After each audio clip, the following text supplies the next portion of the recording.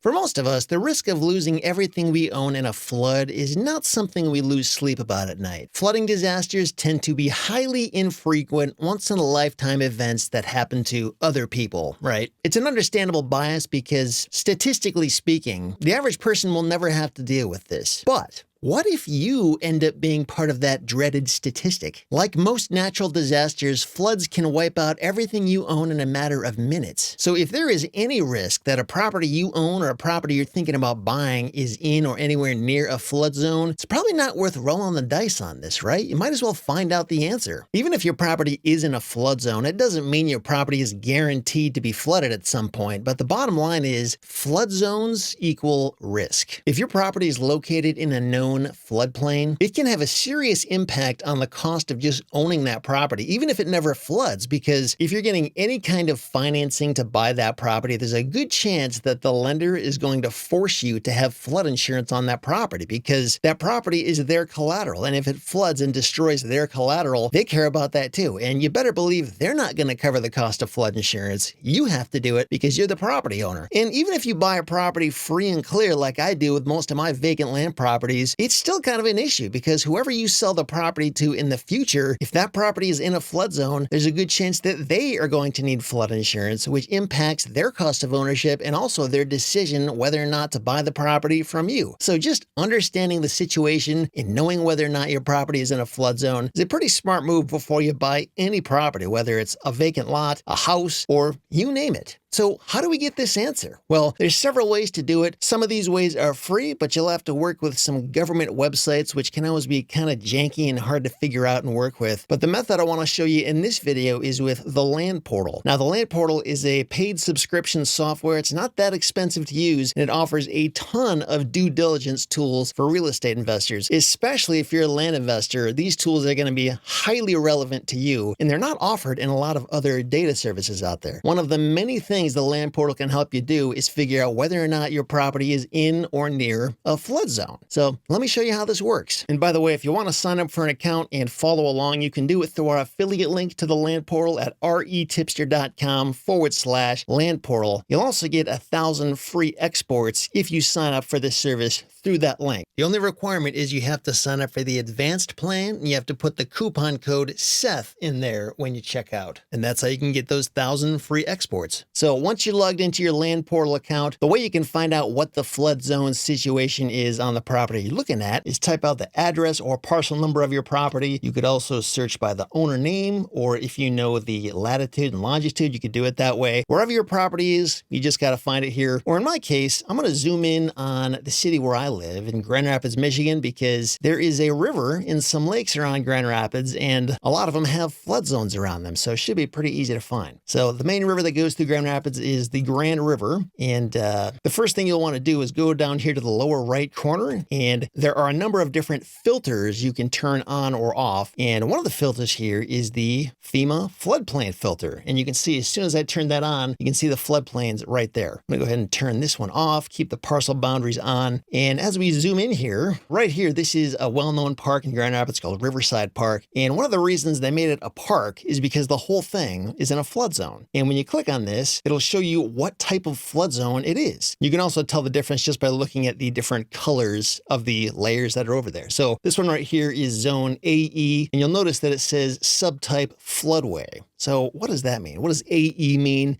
And what does floodway mean? So I've actually got a chart on retipster.com/flood zone. I'll include a link to that beneath this video if you want to check it out. But it explains what all these different flood zone types are and what they mean. We can see right here, zone AE. This is a pretty common one that I see a lot. It basically means that this property is in the 100-year floodplain, or more specifically, it has a 1% annual chance of flooding. And I can actually tell you, I grew up about 3 blocks from this park, and we used to walk to it all the time. And many times I saw it flooding at least a little bit, like right up to here. Sometimes we saw it flooding way up to this area there. So these maps are pretty spot on because these maps are coming from the government, from FEMA. They just took that information and layered it over here along with many other helpful tools that you can use whenever you're doing due diligence on a house or a piece of land. You can find a lot of it right here. Now we'll see some of these other flood zone types. So this just says flood zone AE, whereas this one says AE floodway. A floodway is a a specific designated part of a floodplain that must stay open and unobstructed to safely carry floodwaters downstream. So basically means no dwellings can be built there, because flooding isn't just something that could happen. It's basically guaranteed to happen at some point. And you don't want to build anything where there's a virtual guarantee that it's going to flood. And then further over right here on the edge, it says flood zone X. That means there's a 0.2% annual chance of it flooding, which basically means it's in the 500-year floodplain. So extremely infrequently. It might happen, but it would be highly unlikely that it would happen anytime in this century. So in my mind, when I see a property that has a X flood zone designation, it's almost not even worth mentioning, just because it's going to happen so infrequently. It would not stop me from buying that property. Even the 100-year floodplain wouldn't necessarily stop me, but that would give me pause. I might want to call a flood insurance company or underwriter just to find out, what is this going to cost me if I have to get flood insurance for this property each year? Especially if the area has been hit by a hurricane or had some flooding disaster recently. It could cost a lot, because the flood insurance companies have to recoup all the money that they lost. And guess who's going to pay for that?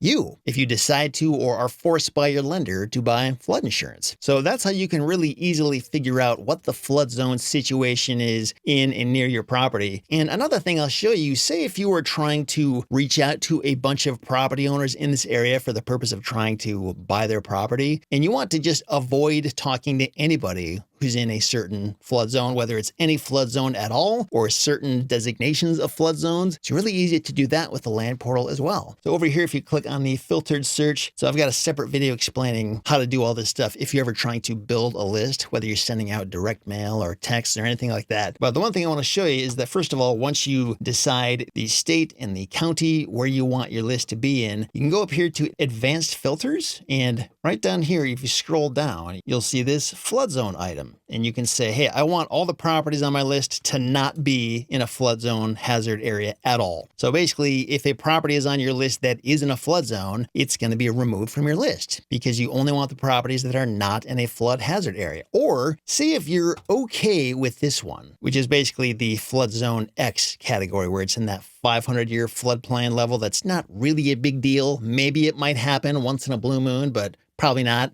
You could specify that you're okay with that as well. Or you could go even further. Say if you are okay with higher levels of risk, you can select whichever ones you want here. And it's basically just picking which ones of these items you're okay tolerating on your list. There's also this thing down here with FEMA coverage percentage. This one's really unique. I don't think I've seen this one anywhere. This is where you can put the desired number of the maximum amount of flood zone you want to allow in your list. So say, for example, you're going after properties that are, I don't know, 10 acres or larger. So they're pretty big properties, and it might be okay if half of that thing is in a flood zone because the other half of it isn't.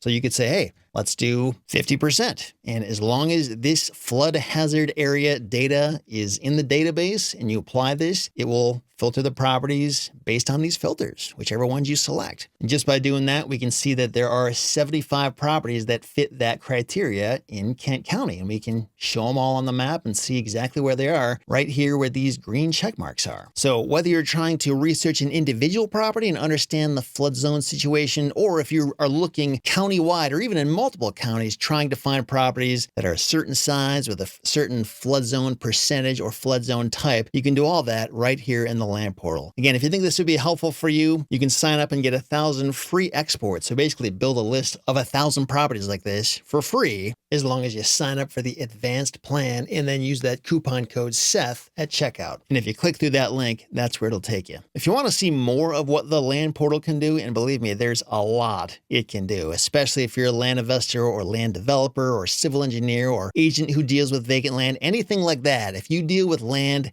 ever in your business, the land portal can probably help you. Be sure to check out the YouTube playlist I put together explaining a lot of these different features and how to use them. I'll include a link beneath this video and right here on the screen. Thanks again for watching. Talk to you next time.